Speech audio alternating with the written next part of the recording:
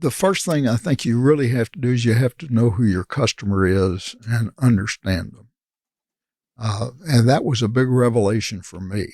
And it was also a major revelation for the company in that the concept of marketing was really never one that was embraced by my predecessors. They were really great merchants, and they could pick wonderful product, and they knew how to make it. But that was kind of the end of their contribution. They really weren't concerned about that because they knew that the product they were making was unparalleled and it was going to get sold. But things started to get a little different back in the 70s and 80s, and you could just tell that the customer was much more informed. And today, it's even light years different than what it was in the 70s and 80s. And so I think that that's number one. You got to really understand your customer. Take a look at what happened to Budweiser beer just, 60 days ago. Mm-hmm. They lost 30% of their business overnight because of some dumbass that didn't understand their customer. Yeah. And it's just crazy. If you don't know who you're selling to and who you want to attract, you can't stay in business. Don, welcome to the show. Thanks for joining me today. It is my pleasure to be here. Thanks. I thought it would be good to start with a little bit of background of your family coming to America and how the Zales started over here. Yeah, it's a fascinating story to me, and the whole story, I believe, is really the American dream when you get right down to it, if you take it from start to finish. And my father's uncle was a guy by the name of Sam Kruger, and they were all born in a little village called Sharashova, which is now in Belarus. It was in Poland time. I'm going back to the turn of the century, 1900. Okay. My father was born in 1901. And Uncle Sam, his mother's brother, was the first in the family to leave what is now Belarus and come to New York. And fortunately, Uncle Sam had a little bit of training as a watchmaker. And he got to New York and he got some kind of job and was able to send for his wife and his daughter and made a few bucks, worked a little longer, and then sent for his brother-in-law, who was my grandfather. And my grandfather came to America, to New York, and he worked for a year or so and then sent for his wife, who would be my grandmother. And we were just talking about how having a young woman, she was probably in her early 20s, and she had two little boys, aged 3 and 5 or so. And she lived in this little village for a year or two, as long as it took for him to make the money to get him to New York. And what struggles she must have gone through, being isolated there, and no communications, of course.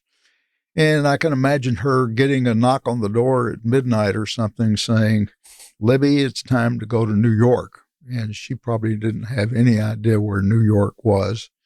And she goes and they pay off crossing guards in an ox cart because there's no buses for sure. And they finally get to, I think it was Rotterdam, and take the ship. Took 3 weeks in steerage for them to get to New York.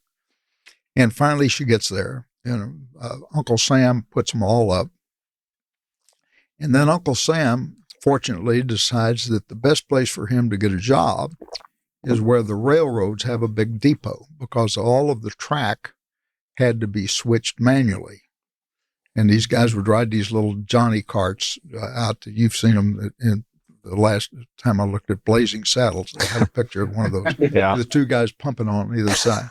And they'd go out to the track, and they would have to have a watch that kept good time and know exactly when to switch those tracks. So Uncle Sam said, well, that's where I can get a good job because they need good watches. And he goes to Fort Worth. And then he sends for the family 1, 2, 3 at a time again. And they all come to Fort Worth, including my father and his family. Blake's great-grandfather, his brother, Bill. And they come to Fort Worth. My grandfather was not much of a breadwinner. He was a very, very Orthodox Jew, and he spent most of his time at the synagogue. But he was a house painter and a paper hanger. And when he would be able to get a job, well, he would take my dad and my Uncle Bill with him on the job, let them help him some. And then ultimately, well, unfortunately, my dad had to drop out of school in the 6th grade because in the 7th grade, you had to buy your own books. And they just didn't have the money for that. And then they discovered oil out in West Texas. And the railroads decided to build a depot in Wichita Falls. So that's where they would deliver all the pipe and supplies for the construction projects. And Uncle Sam said, well, if that's going to be a new boomtown, I'm going to go there and open a jewelry store. And he did. He went to Wichita Falls and he opened a jewelry store, and he carried very, very fine products, Patek Philippe watches and sterling silver flatware and that kind of stuff. And after about 4 or 5 years of that, getting up to, say, the mid-1915s or so, well, he sent for my father, who was living in Fort Worth at the time, to come to Wichita Falls and help him. And my dad started learning the jewelry business from his Uncle Sam. And then my dad decided in about 1921 or so that he wanted to own his own store. And he picked Graham, Texas, as the site for his first store. And he goes to Graham and he makes a deal for a jewelry counter in a drugstore in Graham. And for his rent, well, he was the janitor in the drugstore. And he would clean it up at night and so forth. And I think he slept above the drugstore too. I'm not sure. At any rate, so after a month or two, well, the banker in Graham comes to the store owner, the drugstore owner, and tells them that the Ku Klux Klan is getting active. There are no blacks in Graham, and there's only one Jew, and that's MB. And they thought it was time for him to get out of town if he wanted to be safe. And so my dad opened the store for like a month or two, and then he got out of there and went back to Wichita Falls. At the time, Uncle Sam in Wichita Falls was doing a very nice business and wanted to get a new location for his jewelry store. And so he sold his existing location to my dad for stock in what became Zale Corporation. And the existence of credit was absolutely a big void. There was no such thing as consumer credit. I'm now in 1923, 24.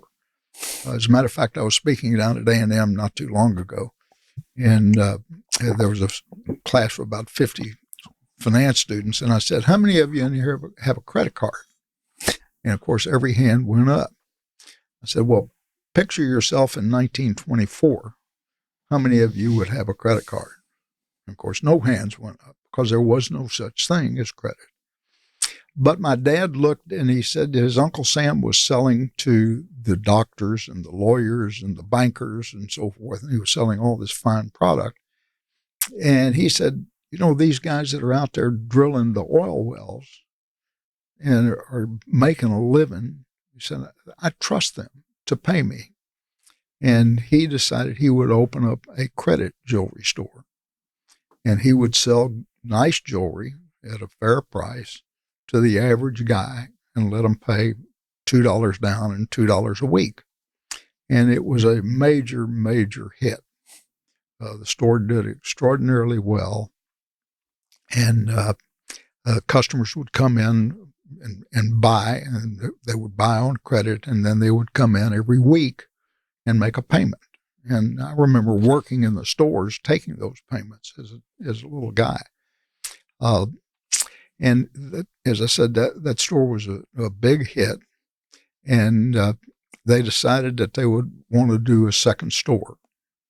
And they picked Tulsa, Oklahoma, which was another oil town where they had a very similar clientele.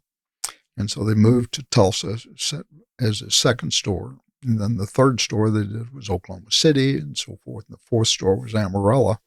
And then 1929 came around and the market crashed and the Great Depression was beginning.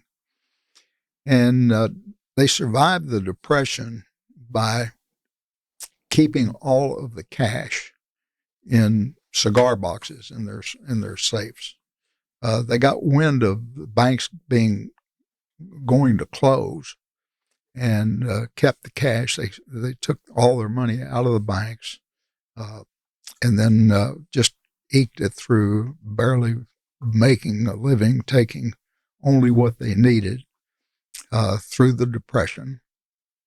And then in the middle 1930s, as things started to get better, they began looking for another location or two. And by the time World War II came around, they had about 8 or 9 stores. Then during the war, there were several major events. Number one, they had a policy that they would never go up on their prices, even though there were shortages. My dad had a policy. He said that these people who are buying from me now are going to be my customers after the war, and we're not going to take advantage of them. We're going to see to it that they want to come back and do business with us then. And so he had a very, very strict policy that they wouldn't change their prices, even though there was black market activities and so forth. He had a lot of issues with the banks. The banks during the Depression were obviously very, very difficult to do business with. And he was trying to get a loan. I think he needed $10,000. And I'm going back to the early 30s. And none of the banks in Wichita Falls would give him a loan. And we had a store in Oklahoma City. And I think Blake's great-grandfather, my Uncle Bill, was running that store. And we had a relationship with a bank there. And I've read where my dad got in a car and he went to Oklahoma City and he made a plea. And while he was sitting there, the banker wrote out a deposit slip for $10,000, took out the $400 of interest payments were due, and gave my dad a deposit slip. And he was in absolute shock. And I know we kept a deposit in a relationship with that bank until I left the company in 1986. How am I doing so far? You're doing amazing. I'll ask you a couple questions in there. You guys kind of pioneered credit. Yes. And you didn't raise prices during the war. Yep. And you kept a relationship with a bank for as long as you could. So my question really is, who in the family understood the power of relationships and like understanding the customer? Because what I'm hearing now is somebody that deeply understands their customer. Jewelry is almost the next thing in line. I would have to say it was MB and Bill, the two brothers. MB perhaps more so than Bill. MB was a very, very well-read, self-educated guy. And he was very dedicated to the business. He had seen poverty in just an excessive part of his early life and was determined that he was never going to be in debt. He was not going to be indebted to the banks or anybody else, and that they were going to run their business in a very conservative way. And he also, I think, understood his customer from the standpoint of the desires of women, especially, to have nice things. And he wanted to sell it to them at a popular price. How do you take the atmosphere in that time, and if you look at just kind of where we are today in the world, has anything changed? Oh, has anything changed? Yeah, I'm telling you, it has really changed a lot. And I think that the basic communications that we have today is the major contributor to that. Okay. You know, I think about when I was a kid in Wichita Falls during World War II, if we wanted to know what was going on in the war, well, there was a Saturday movie tone newsreel that we could go to we called it the picture show at the time. We'd go to the movie house and they would show us a newsreel and we'd find out the Battle of Leyte Gulf or something, and it was 6 weeks afterwards. And I remember when the Vietnam War was on and we had television, and that war was in our living room every day. And the difference was just extraordinary.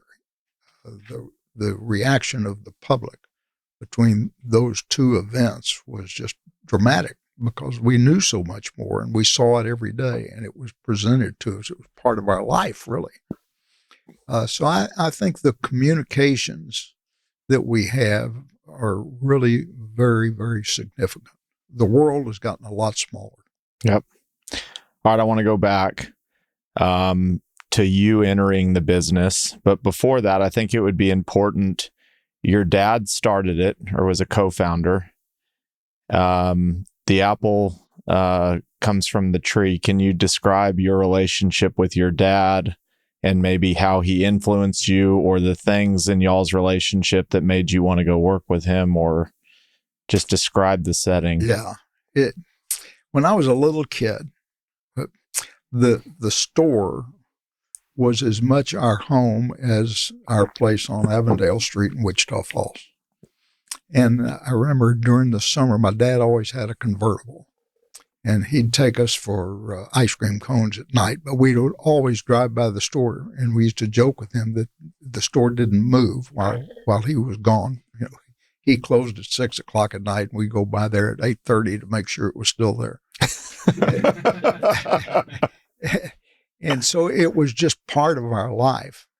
And I recall that frequently I would take the school bus to downtown Wichita Falls and go to the store for an hour or two and then ride home with my dad.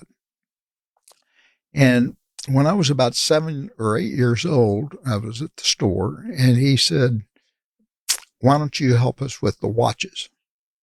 So I said, "Okay, what do we do?" Now, this was back, so I'm 7 years old, it's 1940. And the watch industry didn't have near the quality control that you find today. And so we would buy these popular priced watches, and they would come in, and you'd have to wind them. They were all spring wound. There's no such thing as an electronic watch or an automatic watch for that matter. And they were all spring wound. And we would wind them and we would set them for the time and then have to come in the next day, 24 hours later. And if that wasn't keeping proper time, you'd give it to the watchmaker, and there was a little adjustment factor in there, and the watchmaker would adjust it and so forth.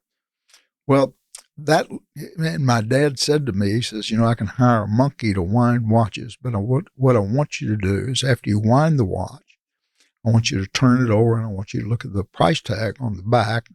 And this watch is $20 and this one is $35. And I want you to figure out why those watches are different prices, what it's all about them." And of course, you couldn't just wind the watch and look at it. You had to then clean it, take your fingerprints off of it, put it back in the showcase. The other aspect of that was very, very interesting and important in retrospect is that if you didn't come in and wind them every day, they stopped. And then you have to rewind them and reset them the next time you come in. And that was a big pain in the neck. So you had to come in every day and wind those darn watches. And that was a great lesson for me. And then, interestingly enough, when World War II broke out, well, there's a big Air Force base in Wichita Falls. It's still there, Shepherd Air Force Base. And we started getting in complex watches, chronographs and timers and things of that nature for the pilots and the navigators and so forth at Shepherd Air Force Base. And I became almost the watch expert in the store, and I was 10 years old. And so these soldiers and airmen would come in and they'd want to buy this watch. And if I was there, well, the salesman would call me over to explain it to them, which was really kind of goofy, I guess, at the time. But it was just one of the things that I had done. And it was my introduction, and I loved it. I mean, it was a responsibility for a little kid, and it gave me something to do that I really thought was worthwhile doing. And that was my initial exposure. And so going to the store was just part of my life. Most kids, when they were little, would go off to camp in the summer. Well, we'd do a little camping stuff around Wichita Falls, but we would go to the store and we would help out in the store. And ultimately, we started going to camp and so forth. Of course, I guess we got to be too big and a pain in the neck to my folks. But that was my initial exposure. And then I recall when I was about 14 years old, we had a New York office. And the lady who was in charge of the New York office called my father in the summer, and she said, I can't get a delivery boy because the parents found out that our offices weren't air conditioned. So this is 46 probably. And so my dad said, well, I've got a delivery boy for you for the summer. He doesn't know if it's hot or cold. And he sent me to New York. And I lived in New York that summer at the YMHA at 92nd Street and Lexington Avenue as a little kid. And my uncle lived in New York. And so I used to have dinner with him at night. But I remember I'd take the bus down Lexington Avenue as a 15-year-old and go to work at the office in New York. And they would give me little packages to deliver to various jewelers throughout the city. And then I'd go pick them up and so forth. And so I was the runner, I guess, in New York. And the store and the business was just always a part of my life. When in 1951, they developed the first profit-sharing plans were developed by the Internal Revenue Service. And we adopted one at Zale Corporation. And I remember that, so in 1951, I was 18 years old. I set up all of the record keeping for the profit sharing plan because it was just something to do. And I remember we had ledger cards for every employee, and each store was a separate corporation. It was a big deal, but I had to figure out all this stuff. And I kept all the books for the profit sharing plan. I'd go in, it wasn't a big deal in retrospect, but it was just part of my upbringing. When I got to college and I took accounting, what else are you guys going to give me? Because I already been doing this stuff. And so it was really kind of simple for me when I went off to school. Was your dad easy on you? What was my daddy? What was he easy on you? Oh God, no way. I mean, he was not mean for certain, but he was the kind of person that you just never wanted to disappoint. We were never spanked as kids, but they, they put so much confidence in me and my brother and the rest of us that we would never want to disappoint them. And so it was kind of a unique bringing up. Yep. Yeah. All right, let's kind of move to when obviously you grew up in the business. It was in your blood.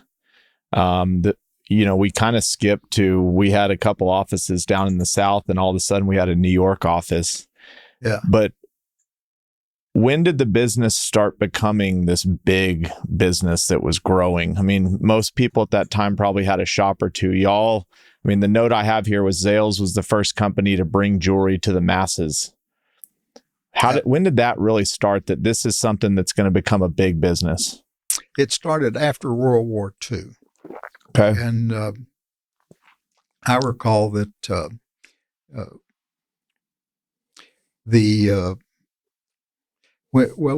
let's go to 1950-ish. Okay. I would say that we had about 20 stores in 1950. And I remember when I went off to college in 1951, there were about 23, 24 stores because I was setting up this profit sharing plan thing.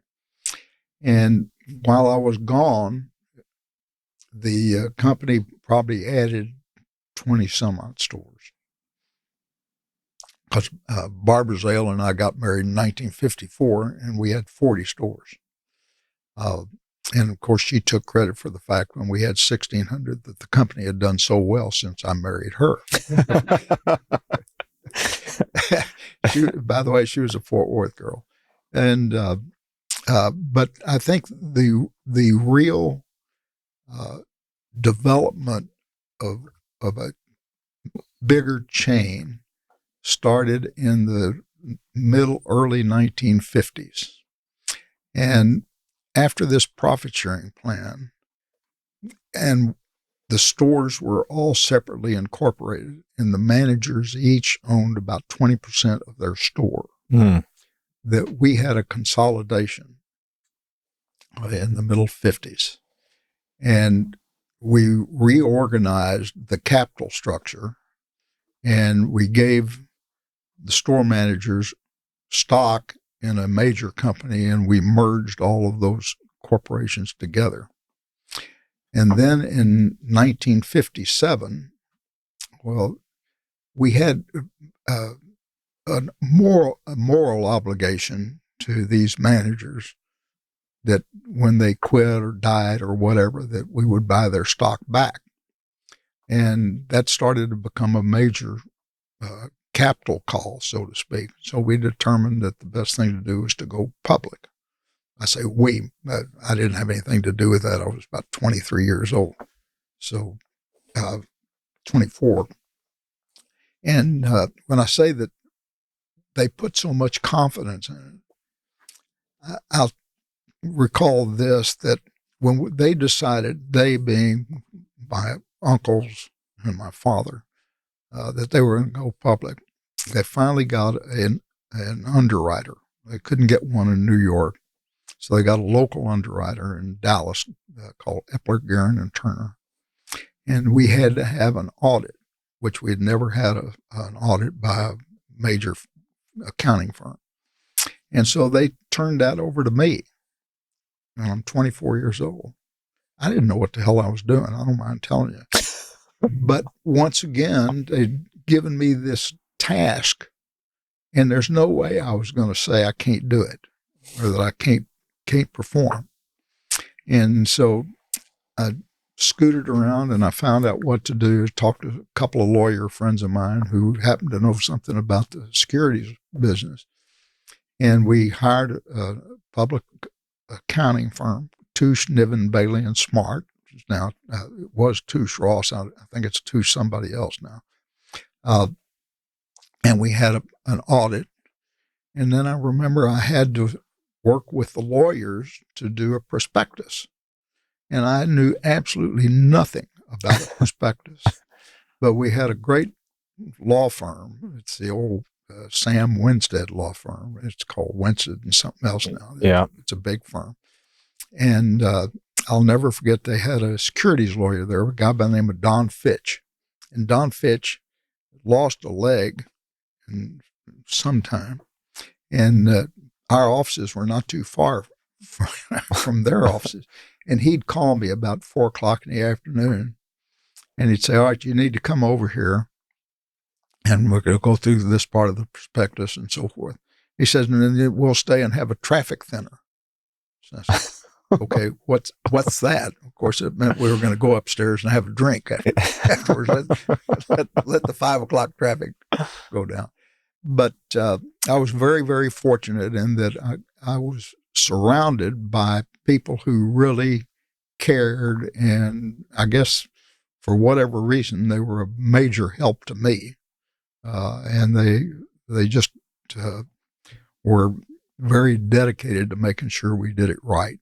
And I was very fortunate to be there at that time.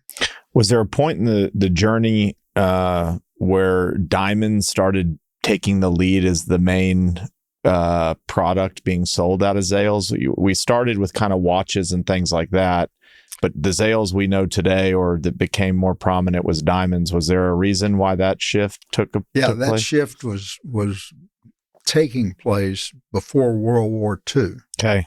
And because, diamonds are a girl's best friend, and it was a very... And they're forever. Yeah, diamonds are forever, exactly. And by the way, there's an enormous amount of disruption in the diamond industry today. And I've said that, if I was 40 years younger, I'd be back in it in a heartbeat. Really? Oh, absolutely. There's got to be so much opportunity in that it's just it's fabulous.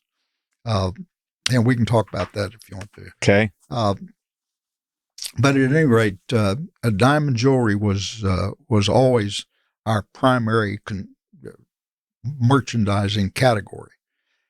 And that was the reason we had that office in New York, was to help us make diamond jewelry and so forth. And that's also when we became vertically integrated. It was the beginning of our vertical integration.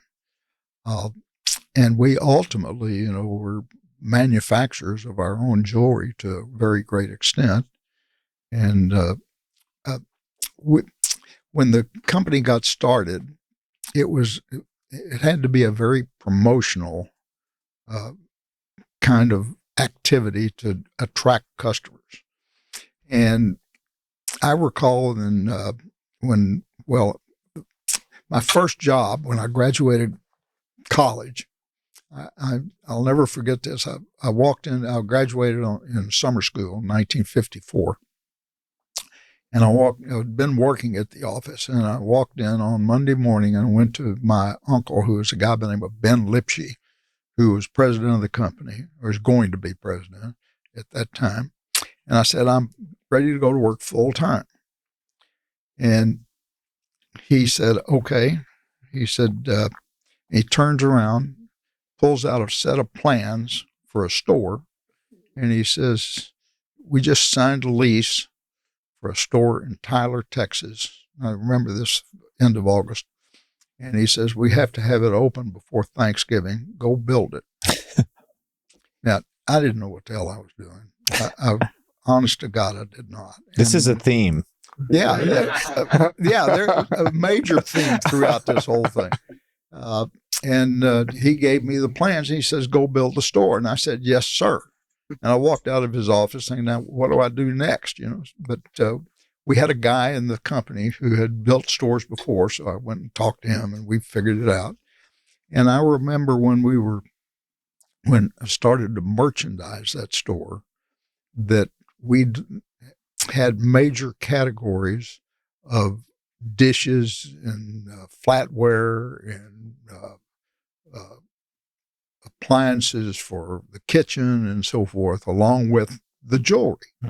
And we would run big ads for these appliances and dishes and so forth. You get 40 sets of dishware, and we throw in a Dormeyer mixer and so forth. So you come in and open an account.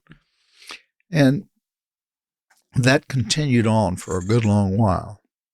And I became president in 1971. And I remember one of the best work I always did was when I got out of the office and went to the stores. I was walking down the mall in Salt Lake City, Utah, and I saw our store in a corner location, beautiful store. And the first thing I saw when I got there was a West Bend percolator. And I came back to Dallas and I told the powers that be, I said, we can't do that anymore. We're going to be the diamond store. We're going to be jewelry only. And all of that category of goods was a pretty good size piece of our total revenue, total volume, sales volume. And I got the crew together and I told them that we weren't going to sell that anymore. And I said, well, adopt a policy. If it has an electrical cord on it, we're not selling it. And we're not selling all this other stuff. And I remember one of our guys said, I was going to be the Citizens Band king of the world. I had a promotion for Citizen Band Radio. I said, you're going to have to be the jewelry king of the world instead. And so we took all that stuff out and began to really concentrate on being only a jewelry company. That was in 1971. The lesson that I'm hearing, and I think it's a lesson that stands the test of time. What did going all in and focusing on one thing really do for the business? Well, number one, I think that it gave the customer confidence in the fact that they could buy jewelry from us and knowing that they were going to get a good value. That we were specialists, we were concentrating on that. The other thing that I insisted upon, and this was back in 1971 also, the first day I became president of the company, we had about 300 stores. And I sent out a note to every store, and I said, I want a copy of every unresolved customer complaint when you close the store at night. So if you have a customer complaint that is not resolved, I want it. And I put together 4 or 5 people, and we started getting I remember the first day I got about 40 or 50 customer complaints. And I got people on the telephones, we called the customers, and we said, what can we do to make you happy? You know, we can give you your money back. We can give you a new piece of goods. We can fix what you've got. Whatever it is, we want to do it. And so I set a separate line on their profit and loss statement for resolving customer complaints. And after about 2 months, all the store managers said, well, now, wait a minute. This guy's charging it to us, and he's doing it, and he's getting all the credit for it. We might as well do that ourselves. And after 4 months, we had no customer complaints that were unresolved. And I then instituted a policy of an unconditional money-back guarantee for a Zale product, Zale Diamond product. And if they found a better value any place, we'll give you your money back.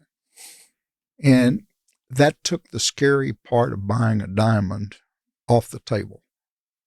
And it was a marketing concept that gave the customer confidence that they could buy from us and know they were getting a good value.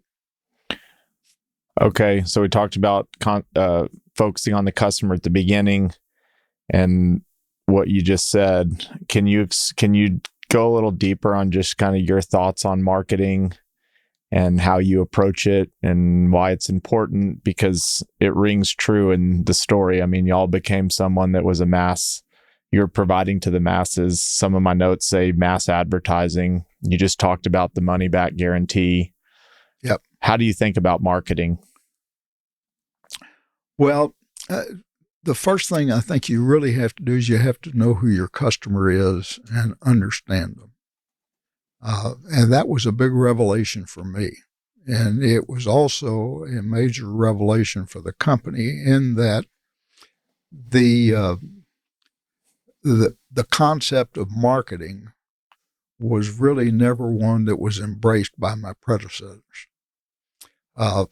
They were really great merchants, and they could pick wonderful product, and they knew how to make it. But that was kind of the end of their contribution. They really weren't concerned about that because they knew that the product they were making was unparalleled and it was going to get sold. But things started to get a little different back in the 70s and 80s, and you could just tell that the customer was much more informed. And today, it's even light years different than what it was in the 70s and 80s. And so I think that that's number one. You got to really understand your customer. Take a look at what happened to Budweiser beer just 60 days ago. They lost 30% of their business overnight because of some dumbass that didn't understand their customer. Yeah. And it's just crazy. If you don't know who you're selling to and who you want to attract, you can't stay in business. Yep. Okay. Let's talk a little bit about, we're going to get to why you get into diamonds again in a little bit, but there was your dad, his brother, and it sounds like your uncle were co-founders. I kind of want to focus a little just bit on family business. Yeah. Probably lots of kids. You became president, eventually became CEO and chairman. What's the dynamic, like just what's the lessons learned of, obviously you had lots of cousins. That probably was, I don't know, maybe it was an easy solution for you to become that, or maybe it wasn't. What are the dynamics at play that kind of took place as you were kind of growing up in the company that made you the Well, I don't know why they selected me. Are you being humble, or do you really not know? No, I really don't know Okay. why they selected me, because I do believe that I was one of the only of our group who probably talked back to them and just didn't roll over and play dead when they told me that I had to do something. And I was saying to Blake and Robert driving over here that being CEO of a public company where we had 40% that was owned and controlled by our family was the easiest job you could possibly have because you got so much advice, free advice from your family members telling you what to do. And it was not easy, but I have to tell you that our family is sensational. We didn't get along perfectly all the time. I had major disagreements with several folks in our family. And I used to have a policy where I would talk in our meetings and say, look, we're going to sit down and we're going to talk about our plan and where we're going, the direction we're going. And I want to hear from everybody. And I want you to have plenty of opportunity to tell me what you like and what you dislike. But once we decide where we're going, I want everybody here to say, I'm behind it and we're going to make it right. I said, because if we don't make it right, we'll change it. We'll do something else. I'm very open to the fact that I've made a mistake, but we're not going to just sit here and do nothing. We're going forward. And I had a lot of problems with that concept with some of the family, but just toughed it out and said, we're going to do it anyway. And ultimately, I had a few that, just left because they didn't like what I was doing. But the interesting thing was when they left, they didn't sell their stock in the company. They kept their stock in the company. How do you, so you're managing shareholders, family members, but shareholders, and then you're managing the other public shareholders. Yeah. how are you managing both groups? Because clearly, probably, maybe some alignment, but different incentives and wishes. Yeah, that's a really challenging concept to work on. And I used to have to tell our patriarchs that, look, we own and control 40% of the company, but somebody else owns 60% of the company. And we've got to think about them as well. And so we're not just thinking about ourselves, we're thinking about Zale Corporation total customers, the total ownership. And it was a point of contention in many cases, but it was very clear to me that we had to do what was in the best interest of all of our shareholders and not just our family shareholders. Yep. All right. The 80s roll around. Now let's talk about the other 60% of shareholders, because there was some hostility that started brewing. Yes. Let's tell that story. Okay. There was a company in Canada. It was a jewelry company that had, it was about, I'd say maybe 25% the size of Zale Jewelers. And the Canadian banks began making a lot of loans to Canadian companies to do investments in the United States. I don't know if you recall that, but it was pretty prevalent at the time. And this particular company was contacted by their bankers about doing something in America. And they borrowed about $30 million, and they started opening stores and buying stores in the United States. And we were well aware of that, and I looked at their stores and so forth. And they were just another competitor as far as I was concerned. They were really no major concern or threat. And so they had all this money that was borrowed. And after a couple of years, they figured that they weren't doing real well with the stores, and that they would just sell their stores off and pay the banks. This is the story that was related to me. And so they sold their stores, and the banks told them, well, look, you need to keep your investment in the United States.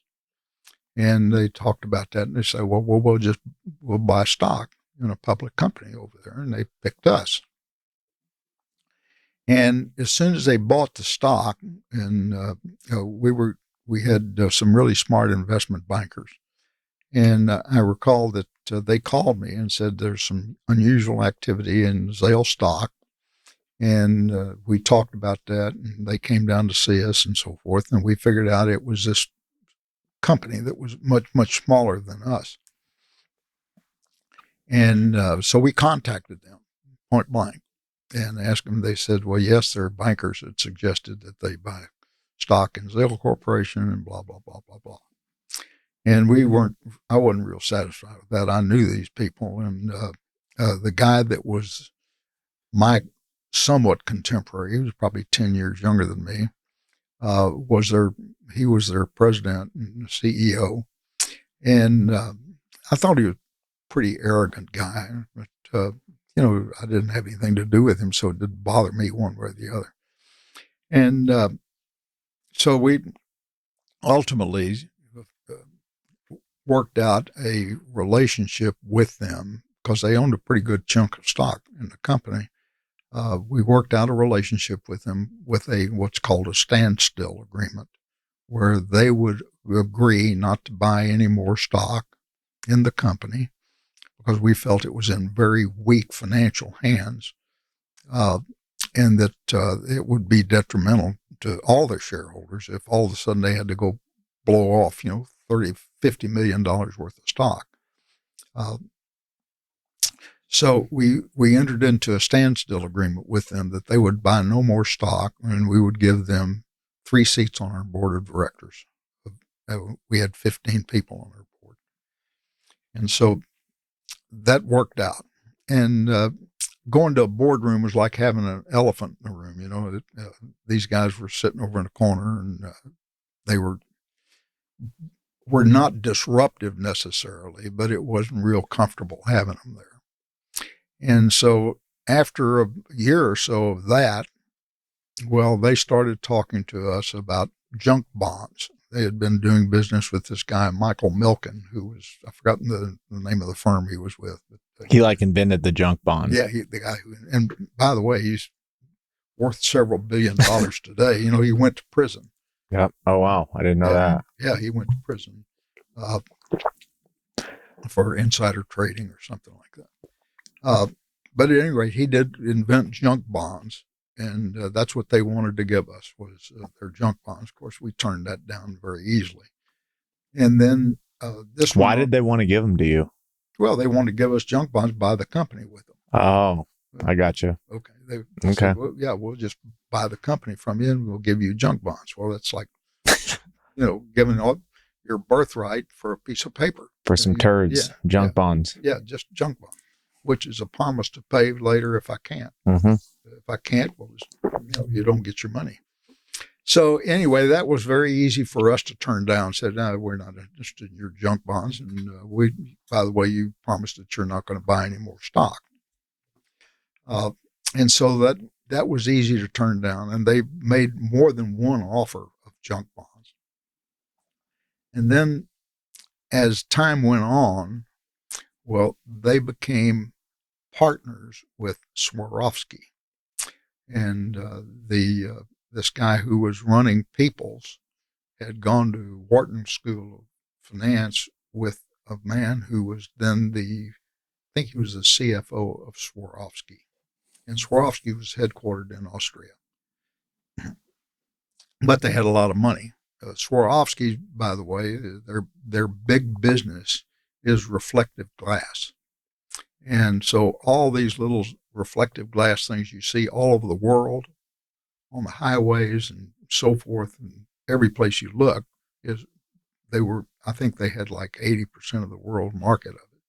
And so they're very, very strong company financially. And they put up $250 million to buy more stock in Zale Corporation. And so now they made us an offer of all cash. They went to the banks, and with this $250 million, we're able to get a line of credit that was close to $1 billion.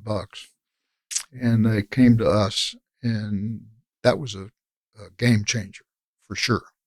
We had a cash offer, and I went to New York, spent probably 3 or 4 weeks trying to figure out whether or not it was the kind of offer that we should take.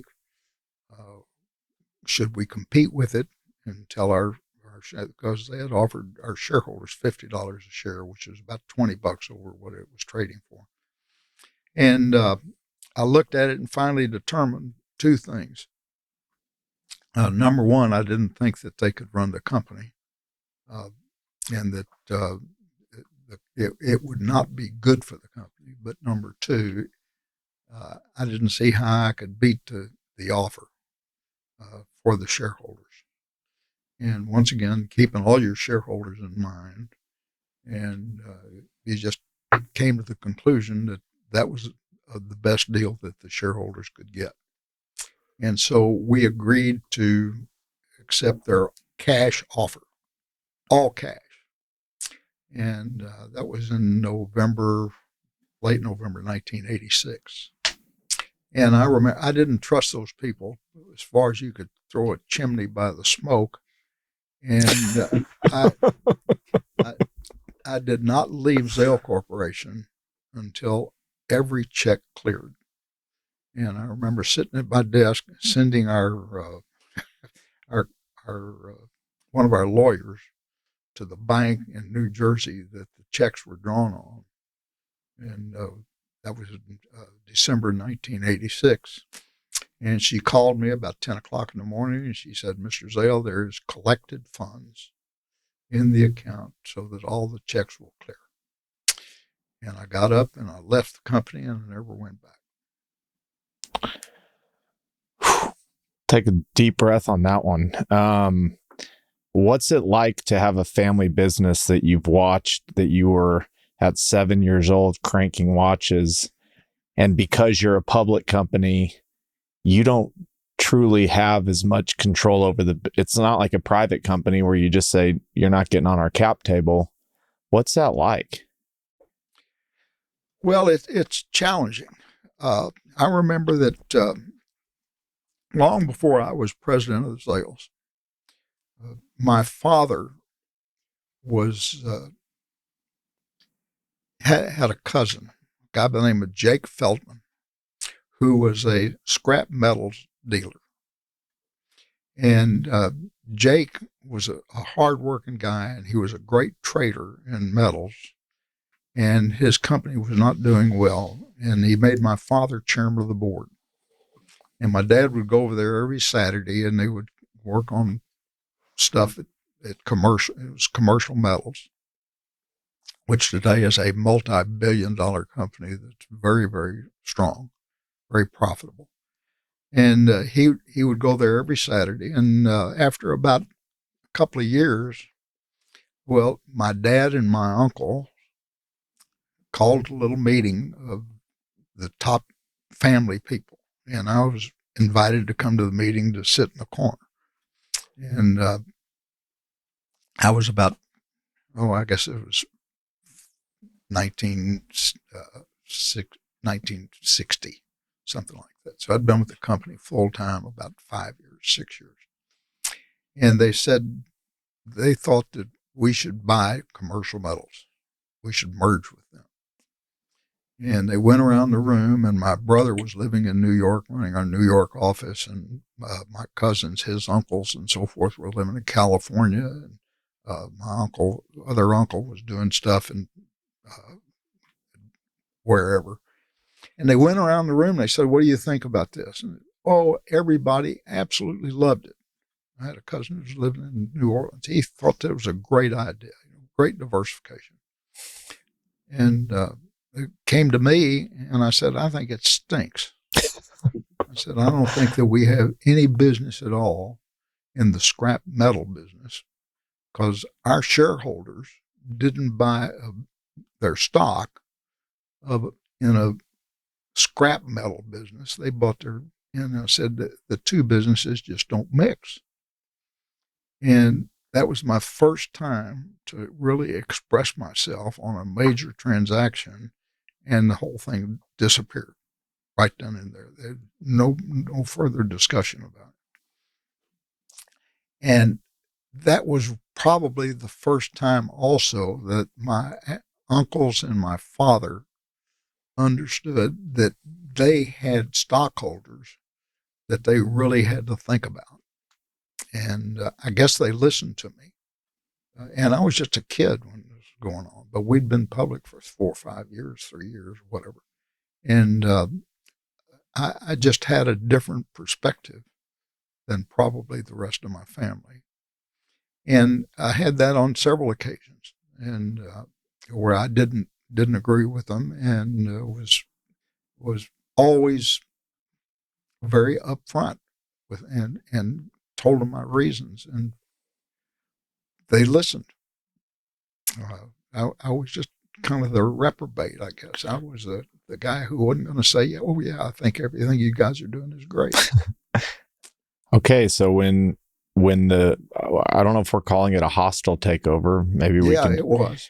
But the question is, you've been in this business, so this is your life, and some group from Austria that you probably know of but don't know, and some they start eating up the war. I imagine like they're just marching up the field, and at some point there's nothing really to do. They've made the right offer.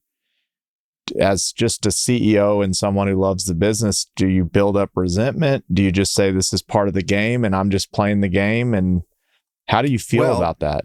You feel like crap. Yeah. I mean, you don't feel good about it at all.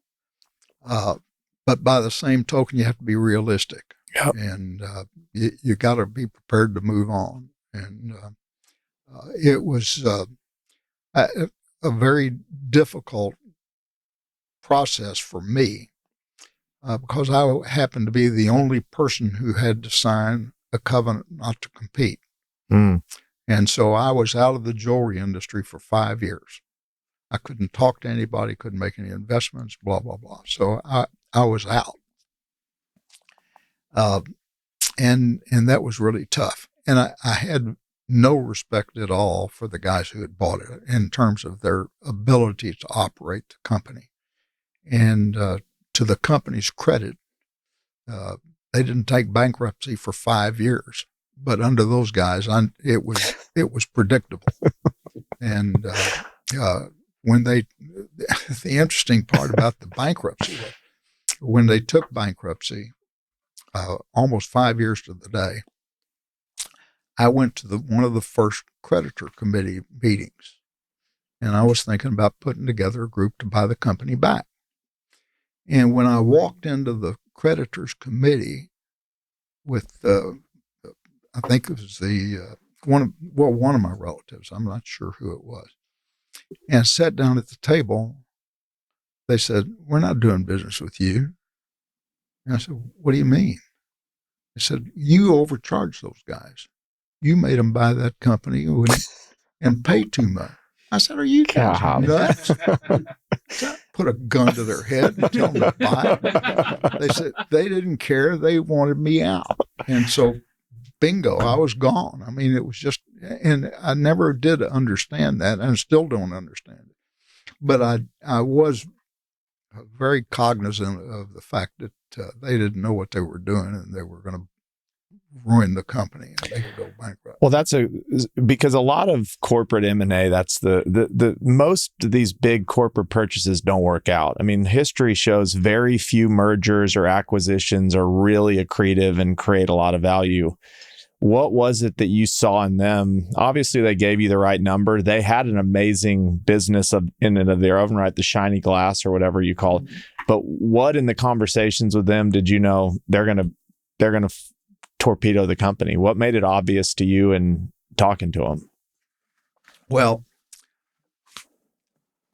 I just know that this guy from Canada, he thought to himself, if those West Texas yokels can run that business and make 30, 40, $50 million a year, and that guy went to Texas A&M and I went to Wharton, I got to be a hell of a lot smarter and better than they are. And I can run that business and make double the money they did. And the first thing they did was to eliminate our entire merchandising organization, which that's the death knell right there. Because, and then they said the policy we will have is that we will do strategic partnerships with our suppliers. Well, that didn't make any sense at all. And so they fired all of our creative people who were merchandising. They got rid of our vertical integration, saved a lot of money. And the guy who was chairman, I'll never forget, he called me and he said, "Come over and see me," and so forth. This was about 4 or 5 months after and he said, "We cut $70 million of expenses out of your company." I said, "Oh, really?" And he said, "Yes, sir." He said, "You know that you had all those great locations in these malls all over the country. And we figured that with all the traffic in those malls and everybody else advertising, we didn't need to advertise. So we cut that advertising budget, $55 million. So really?" He said, "Yes." He says, "And then we closed down that whole merchandising company that you had in New York." He said, "That was another $12 million. I said, "Really?" So that's $67 million. They picked up $3 million someplace else. But that just shows you how stupid they were.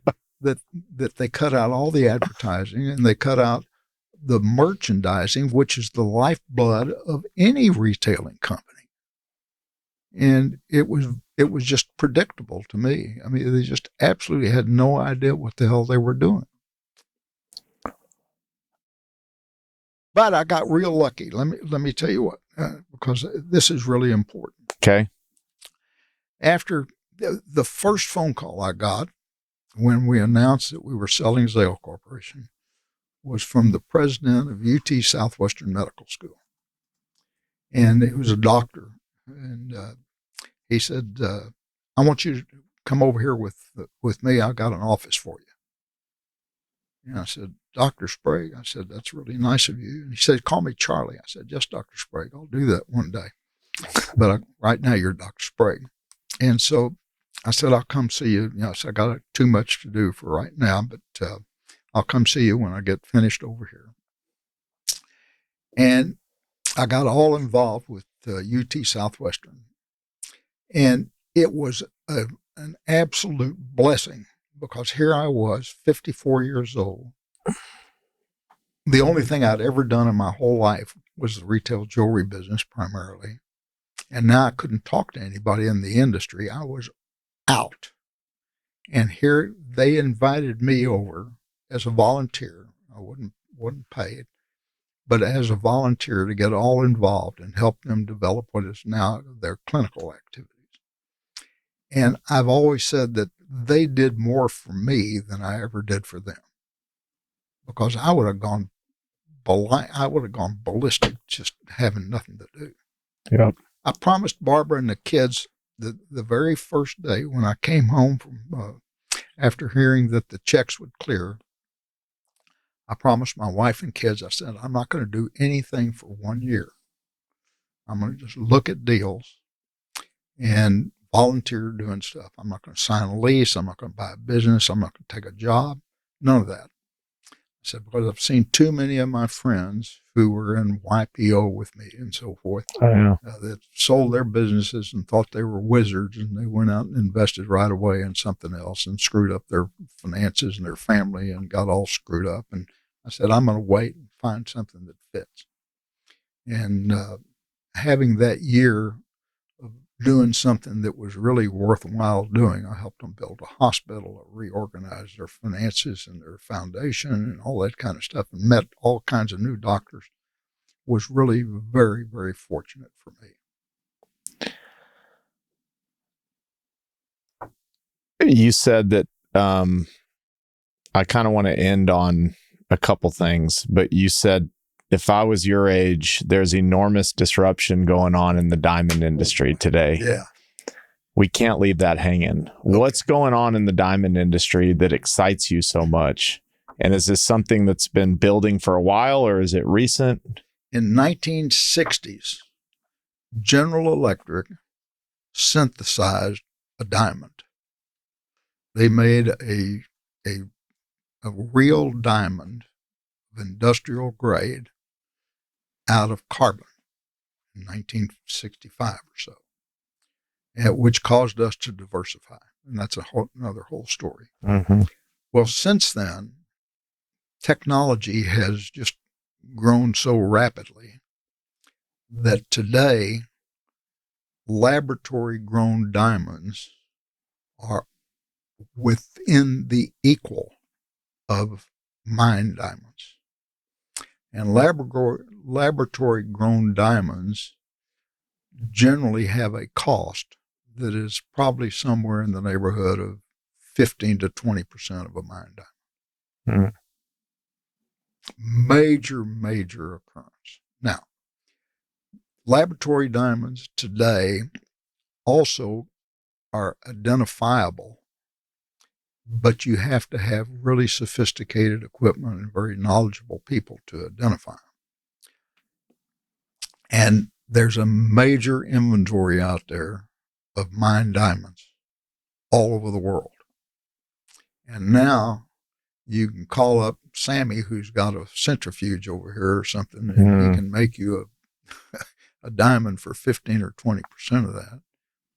And so I just envision having a $2,000 diamond and having your wife there and showing, now for $2,000, I can give you this 2-carat diamond, but I can also give you a 5-carat diamond. And here they are. And they're identical. Which one would you like to have? One of my good friends told a friend of mine one time when he was selling him a 12-carat pear-shaped stone for his wife, who looked at it and she said, "It's so big." And he said to her, "You'd be surprised how they shrink." And that's really true. Yeah. They shrink. And so the value of these new laboratory-grown stones is going to be extraordinary, in my judgment, to the public. And that's where the big opportunity is going to be. Your family has a ton of adoration and respect for you. You've lived for 90 years. You've seen a lot. You were born in the Great Depression. I'm assuming you didn't exactly say that, but you were born 1933. What are some things? I was the only baby in the hospital, my mother said, and they were so poor, I didn't get a middle name. That's what my mother told me. So do you have no middle name right now? I have no middle name. What would it be? Well, maybe we can. I don't know. What are some things what are some just tried and true lessons that transcend time that you would leave, that you probably leave to your family, but you can relate it personally, you can relate it professionally? Like, what matters at the end of the day after all that you've experienced? I think well, let me tell you this. I was real fortunate. In 2003, I got an honorary doctorate from Texas A&M. And by the way, the event kind of gone down as something that is memorable, because I was trying to think. I was going to be at a commencement, and there were 16,000 of my closest friends who were going to be there, and family and students and so forth. And I was trying to think, how do I get everybody's attention? And so I started off my remarks to the students saying that I really didn't deserve this award, but I had a bad case of hemorrhoids, and I didn't deserve those either. And that's gone down as the hemorrhoid address down at A&M. But I thought real hard about what I could say to those kids, and I came up with 9 words for a great life. And they are, and I sincerely believe this, that number one, you've got to be proud of yourself. And by that, I mean you have to be able to look yourself in the mirror and chastise yourself about the way you may be mistreated an employee or a relative or somebody else. So you've got to think really hard about your relationship with people and be proud of how you treat them and the things that you've done, because you are the only person that you can fool. You can't fool yourself. You can fool everybody else. And that's number one. Number two, you have to love your work. I've seen so many people who are miserable all the time, and they come home and they make their family miserable because they don't like what they're doing. They're not in love with it. And I think that you got to love your work. And then number three, I think you got to give back. And I had an uncle who had an incredible fortune, and he was the family curmudgeon, Uncle Brunky. And Uncle Brunky was, he was unhappy his whole life. And he wound up with this incredible fortune, and I helped him give it away. And I never saw him as happy as he was giving away his money. So I think giving back, however you can do that, is really important. And, I think number one is your family. I've been blessed with a great family. I lost my wife a little over a year ago. I'm sorry. Anyway, sorry about this. That's okay. Yeah. Take a breath. Yeah.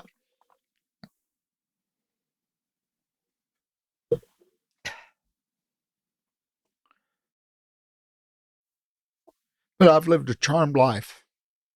Really have. I want to end on something that came across because I think it ties this up perfectly. You did lose your wife. You're 90 years old, and there's a rumor. pretty sure this is true, but you still go to public golf courses a couple times a week and go as a onesome so that you can just meet people and play with them. I did that yesterday and played with a fireman from Frisco. Why, after all 90 years where you could probably play golf anywhere you want with whoever you want, do you choose to show up as a onesome and just keep meeting people? I just love people. I really do. This guy yesterday that I played with, I'd say he's probably a third my age, something like that. And the first thing I told him, he's a great big tall guy, African-American. I said, now listen, I'm 90 years old. Nobody gives me a stroke. I'm talking about not a golf stroke. I'm talking about a real stroke, a stroke in the head. And so he was just such a nice guy, and I just enjoyed visiting with him. His wife is a nurse and blah, blah, blah. And it was just fun for me. That's awesome. I just like doing it. Don, this has been just a real treat. Thank you for sharing today. Well, it's been my pleasure.